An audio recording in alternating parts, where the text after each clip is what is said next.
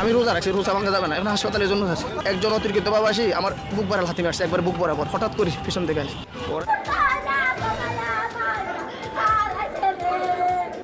আমরা তিনটা জাল আছি আর আমার শাশুড়ি আছে, আমাকে পৃথিবীতে আর কেউ নাই। মসজিদের মধ্যে ঢুকা তেল বাইরে কমাই মাইরা লাগছে, কোনো দুই বাইর কোনো। এখন বিএমপি আসছে, এই বিএমপির খাটাইতেছে, তারা ক্ষমতা খাটাইতেছে শাহজাহান। দর্শক, রমজান মাসে নাকি শয়তানকে বেঁধে রাখা হয়েছে, কিন্তু মানুষরূপী এই যে শয়তানগুলো, অমানুষগুলো, তাদেরকে মানে তারা দিন দিন যা করতেছে, মানে আপনারা দেখলে অবাক হবেন দর্শক। এই রমজান মাসে মসজিদের মধ্যে ঢুকে দুই ভাইকে কুপিয়ে মানে জবাই করে ফেলছে, মানে কত বড় জঘন্যতম কাজ করেছে। আর এগুলো সেখানকার স্থানীয় বিএনপি নেতা, তারা নাকি এই কাজটা করেছে। মানে এই বিএনপি নেতার কথা শোনার পরে আসলে অবাক হয়েছে। আবার অবাক না হওয়ারও কারণ কি, তারা এগুলো করতেছে অহরহ। আসলে আপনারা যারা ভিডিও দেখেই আমাকে বিভিন্ন কথা বলছেন, বিশেষ করে বিএনপি যারা বক্তব্য আছেন, পুরো ভিডিওটা দেখুন, তারপর অবশ্যই আপনাদের মতামতগুলো জানাবেন এবং ভিডিওটা সর্বস্তরে আপনারা শেয়ার করে দিতে পারেন। দর্শক, চলুন এসব কথা না বলে আমরা সেই ভিডিওগুলো দেখাচ্ছি।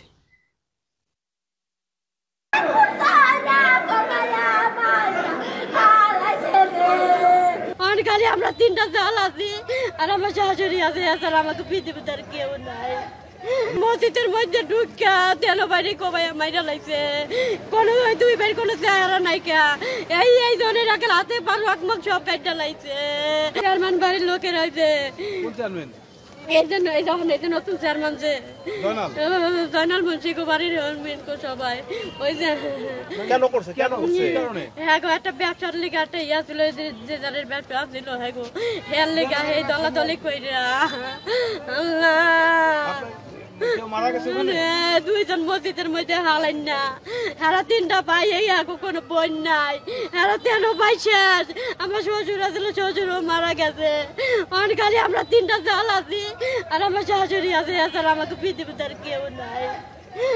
মাদারীপুর সদর উপজেলার খোয়াজপুর ইউনিয়নে যে নির্মম হত্যাকাণ্ডের ঘটনা ঘটেছে, সেই মসজিদের সামনে থেকেই আমরা এখন দেখতে পাচ্ছি যে এখানে আইন শৃঙ্খলা বাহিনী মোতায়েন করা হয়েছে। এখানে পুলিশ সদস্যরা এই মুহূর্তে অবস্থান করছেন এবং এখন পর্যন্ত আমাদের কাছে যেই খবর রয়েছে যে এই ঘটনায় দুই ভাই সহ মোট 3 জন নিহত হয়েছেন এবং বেশ কয়েকজন আহত হয়েছেন। এলাকায় কিন্তু থমথমে পরিবেশ বিরাজ করছে। আমরা যে বিষয়টি জানতে পেরেছি, বালুর ব্যবসা, স্থানীয়দের যেই আধিপত্যের লড়াই, সেই ঘটনাকে কেন্দ্র করে এই ঘটনা বা এই নির্মম হত্যাকাণ্ড ঘটেছে বলে আমরা জানতে পেরেছি। সকালবেলা তারাই মোটর বাজার থেকে একসাথে গেছে, বাবনাতলা হয়ে একসাথে যাইয়া সাইফুলের বাড়ি হঠাৎ করে উৎখাত করার পরিকল্পনা করছে। অনেক পরিকল্পনা আজকে অনেক দিন ধরে চলতেছে, এতদিন পারে নাই।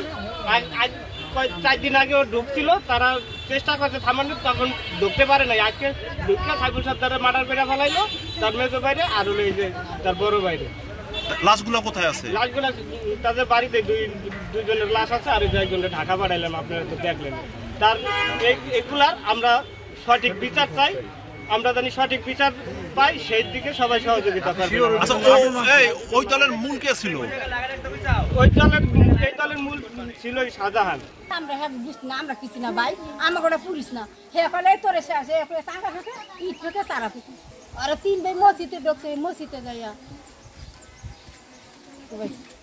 এহেন দায় ওঠে চেনে নাই, তা আমাকে বাড়ি চেনে নাই, আমাকে বাড়ি দেখানি ফর্মেলের পালা আসছিল 3টা, এরপরে যে দলি হয়ে আছে না, ওর পালা আসছিল 3টা, তুলার পালা আসছিল 3টা, সব ধরে দিচ্ছে।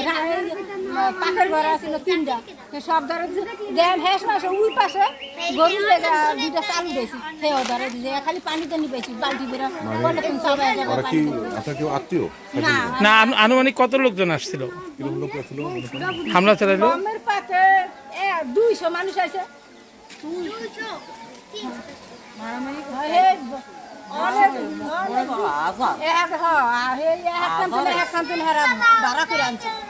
আজ সকাল থেকেই এই প্রথমে ধাওয়া পাল্টা ধাওয়া এবং দেশীয় যে অস্ত্র রয়েছে সেই অস্ত্র নিয়ে হামলার ঘটনা ঘটে এবং হামলার এক পর্যায়ে সাইফুল সর্দার এবং তার ভাইয়েরা কিন্তু এই পিছনে যে মসজিদটি রয়েছে সেই মসজিদটিতে তারা প্রাণ বাঁচাতে আশ্রয় নেয় এবং এক পর্যায়ে এসে তাদের যেই প্রতিপক্ষ গ্রুপ সেই প্রতিপক্ষের লোকজন এসে কিন্তু এই মসজিদের দরজা ভেঙেই তাদের মসজিদের ভিতরেই কুপিয়ে তারা হত্যা নিশ্চিত করে এবং কয়েকজনকে আহত করে বলে আমরা জানতে পেরেছি। এবং এই ঘটনার প্রেক্ষিতে প্রথম যে তারা দুই ভাই অর্থাৎ